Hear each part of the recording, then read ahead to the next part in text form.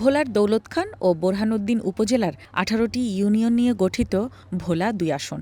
মেঘনা ও তেঁতুলিয়া নদী পাড়ের এই দুই উপজেলার বড় অংশের মানুষ পেশায় মৎস্যজীবী।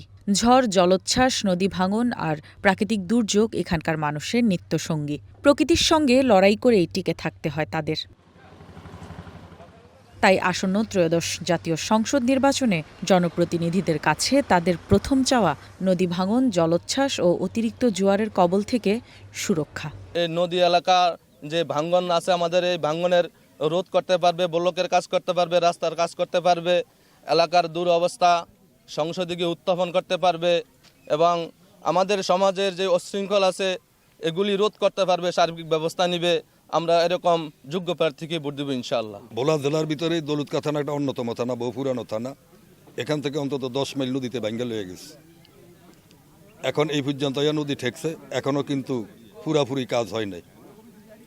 এবং আমাদের আশা থাকবো সামনে যে নির্বাচিত হবে তার কাছে যেন এটা পূর্ণাঙ্গভাবে সে এই নদীর কাজটা করে। বর্ষাকালে যখন সিঙ্গেল আসে নিম্ন সভায়, তখন আমাকে এই বেরির উপর দিয়ে পানি গড়াইয়া ভিতরে যায়। আমরা এইটি আমাদের এমপির কাছে দাবি, আমাকে বেরিটা যেহেতু সাইড হতে 5 ফুট উঁচা করিয়া আমাকে পাকা করিয়া দেয়, এইটি আমাদের এমপির কাছে দাবি। ভোরানোর দিনে 2টা গ্যাস ফিল্ড থাকা সত্ত্বেও আমরা সিলিন্ডার ব্যবহার করি। আমরা নতুন এমপির কাছে শুধু চাইব সরকারি গ্যাস যাতে আমরা ভোরানোর দিনে ব্যবহার করতে পারি। ভোলা 2 আসন। ঐতিহাসিকভাবেও এই আসনটি খুবই গুরুত্বপূর্ণ। এবারের নির্বাচনে আসনটিতে 7 জন প্রার্থী রয়েছে। এই আসনে ধানের শীষের প্রার্থী সাবেক এমপি হাফিজ ইব্রাহিম। আবারও জনপ্রতিনিধি নির্বাচিত হলে এলাকাবাসীর দাবি পূরণে নিজের সর্বোচ্চটা দিয়ে কাজ করার প্রতিশ্রুতি দেন তিনি। এখানে প্রধান সমস্যা হলো কর্মসংস্থান, এক। সেকেন্ড সমস্যা হলো ভোলার থেকে ভোলার বাইরে যোগাযোগ, কমিউনিকেশন। থার্ড হলো আপনার এখানে স্বাস্থ্য সেবায় আমরা অত্যন্ত পিছনে পড়ে আছি। এই কাজগুলিকে অগ্রাধিকার ভিত্তিতে আমাদের করতে হবে। গ্যাস ভিত্তিক আমরা এখানে আলাচিত শিল্প করব, বড় ইন্ডাস্ট্রিয়াল গ্রুপ তাদেরকে আইনা এখানে করব, বিদেশিরাও আছে আনবো করে আমাদের এখানে কর্মসংস্থান সৃষ্টি করতে হবে। এখানে যদি আমরা মানে প্রাথমিক অবস্থায় মনে করেন মিনি পোর্ট করতে পারি, যেটা বিআরডব্লিউটিরও প্রোগ্রামে আছে অলরেডি, দৌলতখা কেন্দ্রিক তারা এখানে করতেছে, বড় প্রকল্প নিয়ে নিচ্ছে তারা।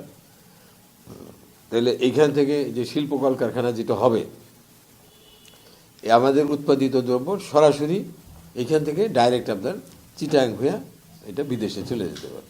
শুধু তাই নয়, স্থানীয়রা যাতে সুষ্ঠুভাবে ভোট দিতে পারেন এজন্য প্রয়োজনীয় সহযোগিতার উদ্যোগ নেয়ার কথাও জানান তিনি। আমাদের এখানে তো আমরা আলাচিত ফেয়ার ভোট আশা করি। যে আনফেয়ার করতে যাবে তাকে আমরা প্রতিহত করব। আমাদের কর্মীদেরকে বলা আছে ভোট কেন্দ্রে কেউ জাল ভোটও দিতে পারবে না, তারে অ্যাড করো। আর ভোট কেন্দ্রের আশপাশে কেউ গোলমাল করতে পারবে না।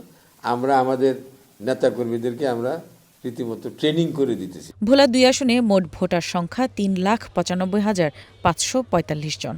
এর মধ্যে পুরুষ ভোটার 2,06,468 এবং নারী ভোটার 1,89,076 জন।